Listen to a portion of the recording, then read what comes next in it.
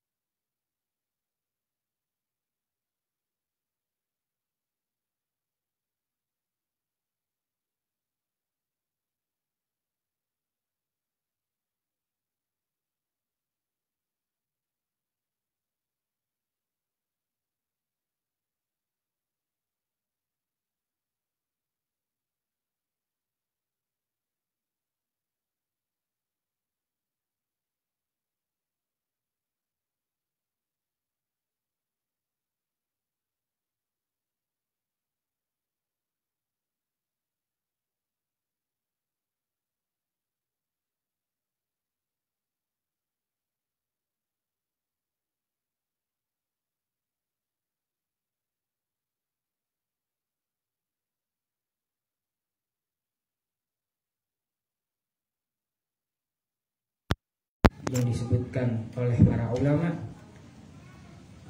seseorang itu salah satunya dinilai sukses di sisi Allah Subhanahu wa taala, di mana dia hidup di alam dunia. Ketika dia meninggal dengan membawa iman kepada Allah Subhanahu wa taala. Itu adalah tanda suksesnya seorang hamba. Nah, kira-kira gitu, ketika Allah Subhanahu wa taala memberikan nikmat husnul khatimah kepada kita, kira-kira kita berlomba-lomba nggak untuk mendapatkan husnul khatimah tersebut? Berlomba-lomba nggak? Ya. Kenapa ini hari-hari? Ya. Kalau kita berlomba-lomba, harusnya kita ajak saudara-saudari kita, orang tua kita, kerabat-kerabat kita, anak istri kita, semuanya untuk hadir di dalam majelis maulid. Karena tidak ada sebuah nikmat yang lebih daripada majelis maulid. Dan salah satu taman surga Allah Subhanahu wa taala yang Allah berikan di alam dunia semasa hidupnya seorang hamba, majelis maulid. Tidak ada yang melebihi kemuliaan majelis maulid. Bahkan oleh Guru Al-Faqir beliau menyampaikan, tidaklah seseorang itu menghadiri sebuah majelis maulid daripada majelis maulidnya Nabi Muhammad SAW, melainkan pada hakikatnya dia telah dipanggil oleh Rasulullah SAW. Kita semua dipanggil sama Rasulullah. Mana buktinya mu'allim? Ya. Sekarang kita lihat banyak orang di luar sana, ya, tahu dia itu adalah umatnya Nabi Muhammad SAW. Tahu Nabi Muhammad ini adalah kekasih Allah Subhanahu Wa Taala. Tapi ada terkadang daripada mereka ketika diajak untuk memuliakan Nabi Muhammad, untuk mengagungkan Nabi Muhammad SAW, beberapa kelompok daripada manusia dia mengatakan bid'ah. Di zaman Rasulullah nggak ada memuliakan Rasulullah, nggak ada merayakan hari kelahiran Rasulullah, dirayakan di waktu itu, nggak ada. Begitu. Nah, berarti kan tidak semua daripada kalangan hamba Allah Subhanahu Wa Taala ini dipanggil secara khusus oleh Rasulullah SAW untuk menghadiri maulidnya Nabi Muhammad SAW. Seandainya Allah Subhanahu Wa Taala nampakkan kemuliaan bagaimana kemuliaan bagi setiap seorang hamba yang ia hadir di dalam majelis-majelis yang seperti ini, mereka akan tinggalkan itu pekerjaan-pekerjaan dunia dan mereka lebih memilih untuk menghadiri majelis yang seperti ini dibandingkan dengan dunia. Mengapa? Karena tidak ada yang lebih bernilai di sisi Allah Subhanahu Wa Taala melainkan mengikuti daripada ajaran-ajaran baginda besar Nabi Muhammad SAW. Bahkan kata Rasulullah SAW, beliau pernah menyampaikan daripada salah satu hadisnya beliau SAW. Kalau Rasulullah SAW, rakaatil fajri, ya, khairun minad dunya wa ma fiha. Ya, 2 rakaat yang dilaksanakan sebelum kita melaksanakan sholat subuh, ya, sholat sunnah qabla subuh, itu lebih utama dan mulia dibandingkan dunia dan seisinya. Jadi ketika kita mendapatkan sebuah pertanyaan, siapakah orang terkaya di dunia? Siapa kira-kira? Bill Gates yang punya Google tuh. Bukan. Siapa? Yang punya Facebook atau Instagram? Tidak. Siapa? Kerajaan Saudi sana? Tidak juga. Siapa? Kata Rasulullah SAW, orang terbaik, termulia, terkaya di dunia ialah ketika dia datang waktu sholat subuh, dia sholat 2 rakaat sebelum sholat subuh. Dia adalah orang terbaik, terkaya, termulia daripada dunia dan seisinya. Allahumma salli wa sallim wa barik alaihi. Ini yang disampaikan Rasulullah SAW. Beliau mengajarkan, mendidik kepada kita semua agar kita lebih memilih akhirat dibandingkan dunia. Mengapa? Ketika seseorang itu lebih memilih akhirat dibandingkan dunia, dunia yang akan mendatanginya. Bukan dia yang mendatangi dunia, tapi dunia yang akan mendatangi orang tersebut. Sehingga Sayyidina Imam Al-Habib Abdullah bin Al-Haddad radhiyallahu anhu, beliau menyampaikan dalam salah satu karangan kitab beliau, Risalah Adabi Sulikil Murid. Nah, dalam kitab beliau itu beliau menyampaikan salah satu daripada hadisnya Nabi Muhammad SAW. Ya, yang Al-Fakir artikan langsung ke dalam bahasa Indonesia, ya. Sesungguhnya seorang hamba yang dia itu buat setelah melaksanakan sholat subuh di pagi hari, ya, kemudian dia berzikir kepada Allah Subhanahu wa taala di tempat sholatnya dan tidak merubah duduknya dia setelah sholat subuh sampai datangnya terbitnya matahari, Allah Subhanahu wa taala akan memberikan dia rezeki lebih mudah, lebih cepat, lebih gampang dibandingkan orang yang keluar pagi hari untuk mencari dunia. Ini adalah amal-amal daripada orang-orang soleh, para ulama radhiyallahu anhum ajmain. Ya, dan Abuya juga pernah menyampaikan seperti itu. Kita lihat para ulama-ulama Allah Subhanahu wa taala tidak pernah mengeluh tentang permasalahan dunia. Justru banyak orang yang kerja, pejabat-pejabat, kalau datang ke ulama ceritanya masalah dunia. Padahal dari zahirnya mereka ini ahlu dunia. Maksudnya ahlu dunia apa? Kalau kita lihat dengan nilai mata kita menilai, mereka terlihat lebih sukses dibandingkan kita. Keluar kemana-mana pakai mobil mewah, plat merah, dikawal kemana-mana. Tapi dalam otak pikiran mereka sedang tertimpa sebuah musibah besar daripada perkara dunia, yang sehingga kesibukan mereka di setiap detik, menit, hari, jam, hari, minggu, bulan, setiap tahun, bahkan seumur hidupnya dunia dan dunia. Sedangkan para ulama, orang-orang soleh, para kekasih Allah Subhanahu wa taala, yang mereka keluhkan apa? Kalau mereka nggak sholat, padahal nggak sholat sunnah, mereka menangis, ya Allah, terlewat olehku daripada amal yang dengan amal tersebut aku bisa mendapatkan ridha dan rahmat dan ampunan. Seperti itu. Sehingga di zaman Rasulullah SAW, para sahabat-sahabat Rasulullah SAW itu yastabiquna fil khairat. Apa itu? Berlomba-lomba dengan kebaikan. Sehingga pernah suatu ketika Rasulullah SAW menyampaikan tentang kemuliaan, keutamaan daripada sholat sunnah setelah melaksanakan wudhu. Jadi ada sholat sunnah yang dibuat setelah wudhu. Niatnya usolli sunnata ba'dal wudhu rakatain lillahi ta'ala. Nah, ini dibuat oleh para sahabat. Nah, kemuliaannya apa? Rasulullah SAW pernah menyampaikan, pernah cerita, Bilal, ya, Sayyidina Bilal radhiyallahu anhu, wahai para sahabat-sahabatku, Sayyidina Bilal, kata Rasulullah, dia masih hidup di alam dunia, tapi suara sepasang sendal si Bilal aku dengar sudah ada di surga Allah Subhanahu wa taala. Sehingga para sahabat ini kagum dengan Sayyidina Bilal.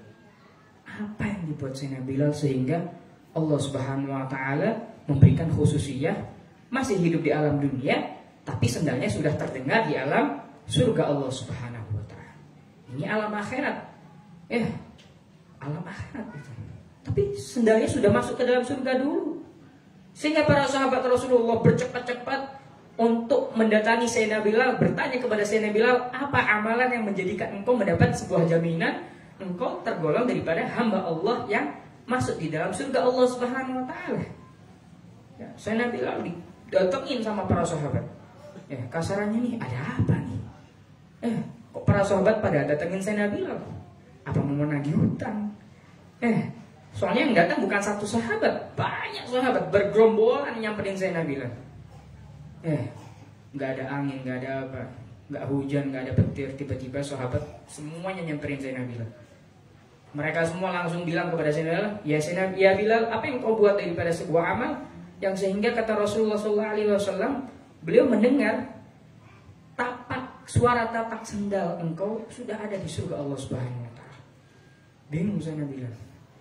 Wahai para sahabat-sahabatku yang tercinta, aku nggak punya amal apa-apa, katanya. Aku nggak punya amal apa-apa. Ya, apa yang aku amalkan ya juga dengan sama dengan kalian. Apa yang kalian amalkan, apa yang aku amalkan juga sama dengan apa yang disampaikan Rasul kepada kita semua. Gak ada yang istimewa. Aku bingung ketika kalian bertanya kepadaku tentang amal khusus, amal yang paling beda, gak ada.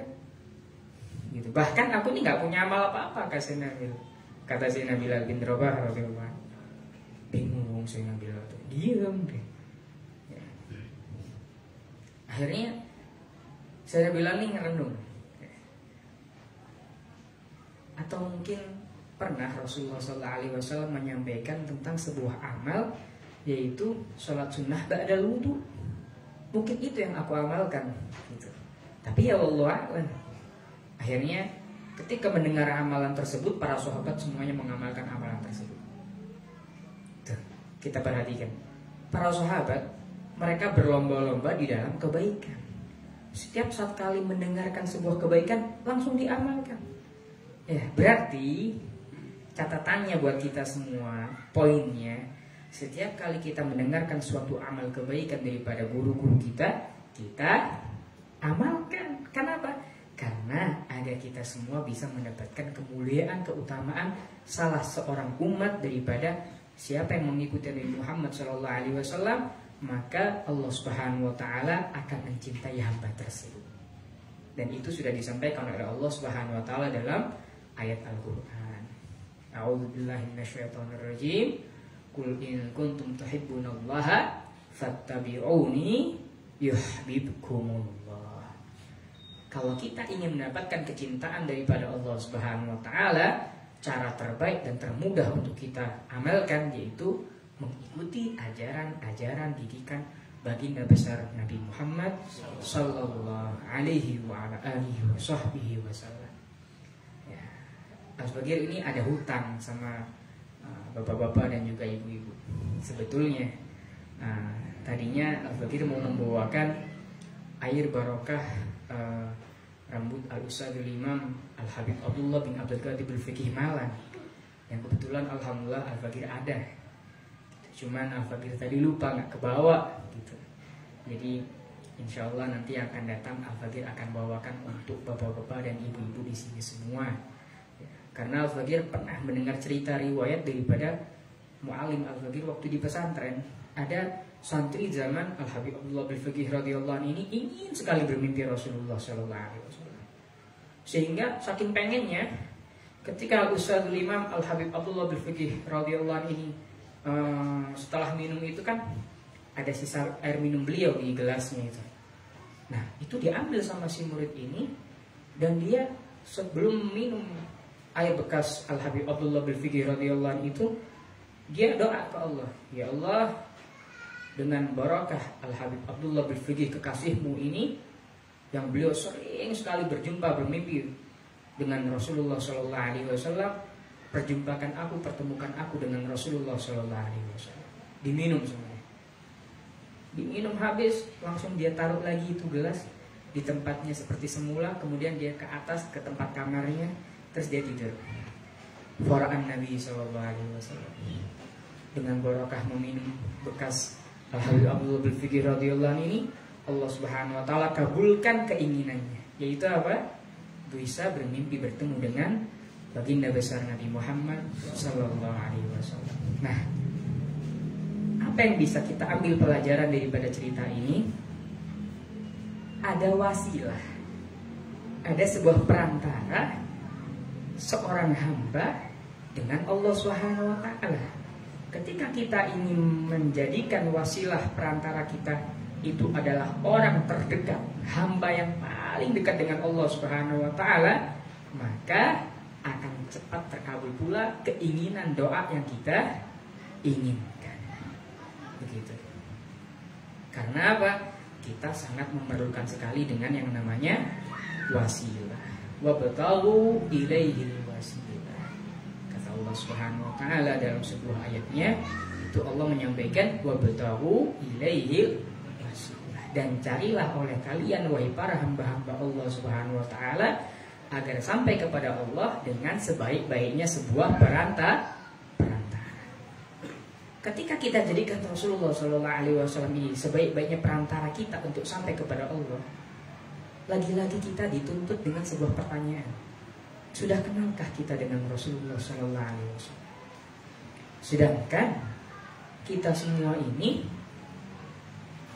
mau mengenal Rasulullah SAW itu gak bisa secara langsung berjumpa dengan beliau SAW. Sehingga pengenalan kita dengan Rasulullah SAW itu tidak semaksimal dengan para sahabat radhiyallahu anhum ajma'in di zaman Rasulullah SAW. Mengenalnya kita dengan Rasulullah melalui para ulama-ulama Allah Subhanahu wa taala. Nah, itu yang dimaksud oleh orang-orang saleh, yang dimaksud oleh guru-guru kita semua. Wasilah kita untuk mengenal Rasulullah SAW yaitu dengan adanya seorang guru yang benar-benar guru, bukan guru-guru biasa, bukan. Guru yang benar-benar guru. Guru yang ketika kita memandang guru tersebut, kita sudah diingatkan kepada Rasulullah SAW. Guru yang dengan kita memandang guru tersebut, kita diingatkan kepada Allah Subhanahu wa taala. Inilah yang dimaksud oleh para ulama-ulama kita semua dan para kekasih-kekasih Allah Subhanahu wa taala. Nah, kita harus seperti itu. Wasilah kita, perantara kita kepada Allah sebelum kepada Allah Subhanahu wa taala, terlebih dahulu kepada Nabi besar Muhammad sallallahu alaihi wasallam, baru kepada Allah Subhanahu wa taala. Siapa? Ya orang yang paling dekat dengan Rasulullah. Siapa? Itu yang kita jadikan wasilah. Begitu. Jadi kita harus sering tawasul, ya, meminta wasilah dengan wasilah para ulama-ulama Allah dan para kekasih-kekasih Allah Subhanahu wa taala. Kemudian di sini ada sebuah amaliyah sholawat. Ya, lagi-lagi sholawat.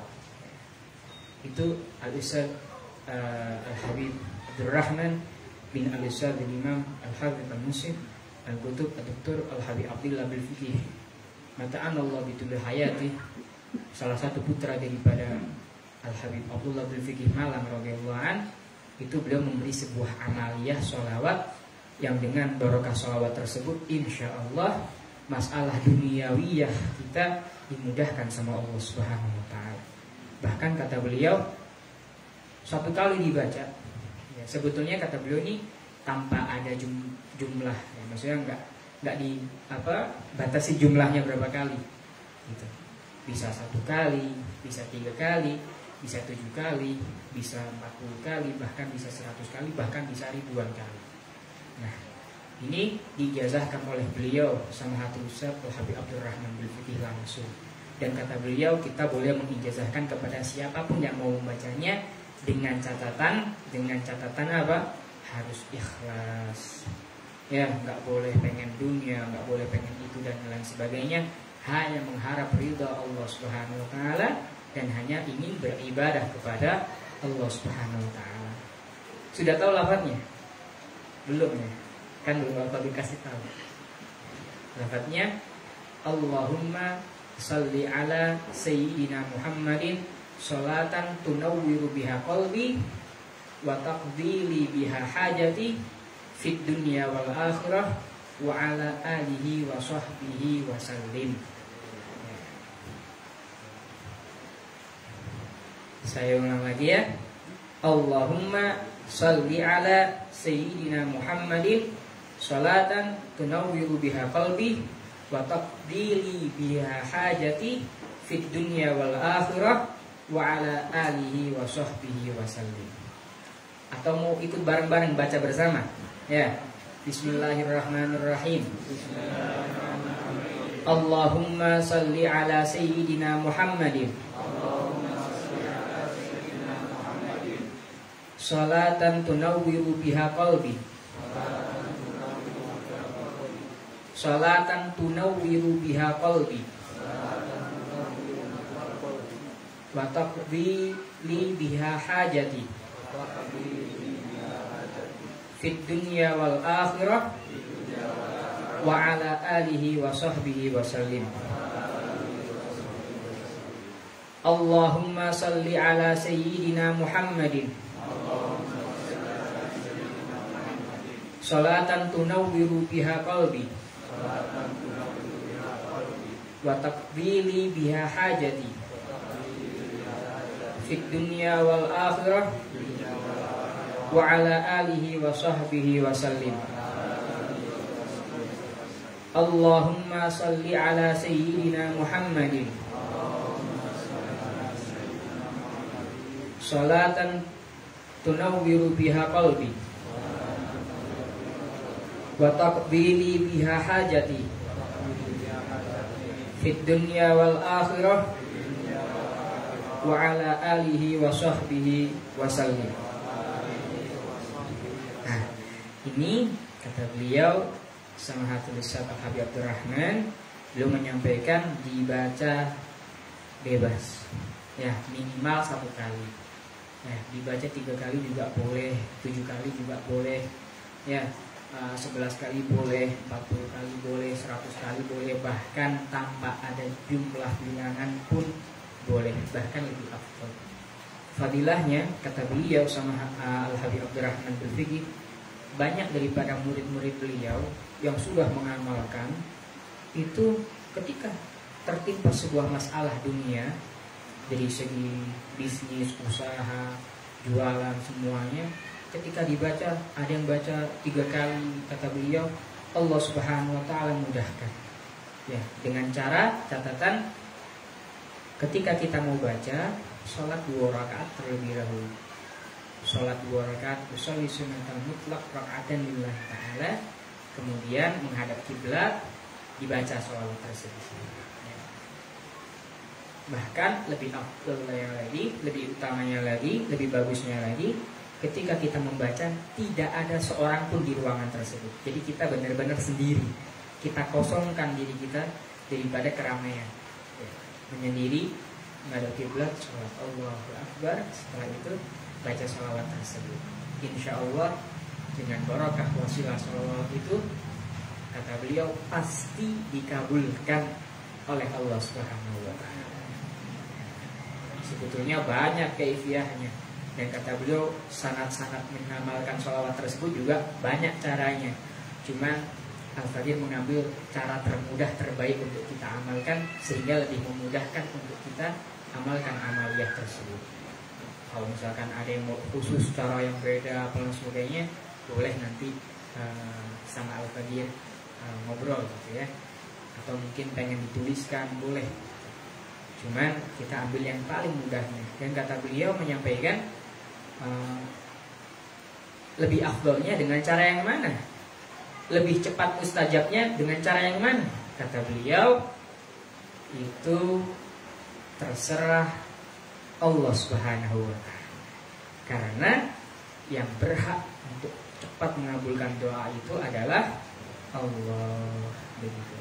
Jadi ya kita pasrah ke Allah Subhanahu wa ta'ala, ya. Amalan apapun, ya, tapi kalau kita tidak kita dasari itu amal dengan berniat ibadah kepada Allah Subhanahu wa ta'ala, atau kasarannya lillahi ta'ala, itu sia-sia. Bukan sia-sia, bukan sia-sia. Jadi harus lillahi ta'ala. Jadi kuncinya kalau pengen mustajab doa, ya lillahi ta'ala, begitu. Kaifiah apapun yang kita buat, tapi kalau tidak didasari dengan Allah Subhanahu wa ta'ala, bukan karena Allah Subhanahu wa taala, itu percuma, sia-sia. Jadi harus karena Allah Subhanahu wa taala. Lillah wa fillah wa ilallah wa alallah. Lillah wa fillah wa ilallah wa alallah. Wa man yatawakkal 'alallahi fahuwa hasbuh. Jadi amaliyah apapun yang kita amalkan, yang kita buat ini, kita niatkan pondasi kita beramal lillahi wa li ta'atihi wa li mutaba'ati rasulihi sallallahu alaihi wasallam. Hanya karena Allah Subhanahu wa taala, hanya ingin beramal taat kepada Allah Subhanahu wa taala, dan hanya ingin mengikuti ajaran-ajaran yang telah diajarkan oleh baginda besar Nabi Muhammad sallallahu alaihi wasallam. Semoga apa yang kita semua dengarkan, apa yang Alfa disampaikan barusan ini menjadikan manfaat kita sampai kepada akhirat menghadap Allah Subhanahu wa taala, dan semoga juga dengan berkah kita menghadiri majelis ini kita mendapatkan sebuah jaminan, yang dengan jaminan itu disampaikan oleh Al-Habib Abdullah bin Fiqih, tidak ada seorang muslim atau mukmin atau seorang umat daripada umat Nabi Muhammad SAW yang menghadiri majelis maulid, melainkan Allah Subhanahu wa taala akan memberikan balasan kepada setiap orang yang menghadiri majelis maulidnya Rasulullah SAW dengan husnul khatimah. Allahumma arzuqna husnul khitam, Allahumma arzuqna husnul khitam, Allahumma arzuqna husnul khitam bi barakati hudurina majelis maulid Nabi Muhammad SAW. Ya Allah, berikan kami rezeki dengan nikmatnya meninggal husnul khatimah, dengan keberkahannya kami ini menghadiri majelis-majelis diperingatinya kelahiran kekasihmu baginda besar Nabi Muhammad SAW. Rabbi fa'fa'na bi barakatihim wa hina husna bi hurmatihim wa mitna fi tarikatihim wa mu'afatihim minal fitani ala hadhihi wa kulli salihah. Rabbana atina fid dunya hasanah wa fil akhirati hasanah wa qina adzabannar. Wa sallallahu ala khairi khalqi sayyidina wa maulana Muhammadin sallallahu alaihi wasallam wa ala alihi wa sahbihi wa sallam ajma'in. Bifadli subhana rabbika rabbil izzati amma yasifun wa salamun alal mursalin walhamdulillahi rabbil alamin. Wa ila hadratin nabi sayyidina Muhammadin sallallahu alaihi wasallam. Al-Fatihah. A'udzu billahi minasy syaithanir rajim. Bismillahirrahmanirrahim. Alhamdulillahi rabbil alamin. Iyyaka na'budu wa iyyaka nasta'in. Shiratal ladzina an'amta 'alaihim ghairil maghdubi 'alaihim waladdallin. Amin. Sekian dari Al-Kabir. Wassalamualaikum warahmatullahi taala wabarakatuh.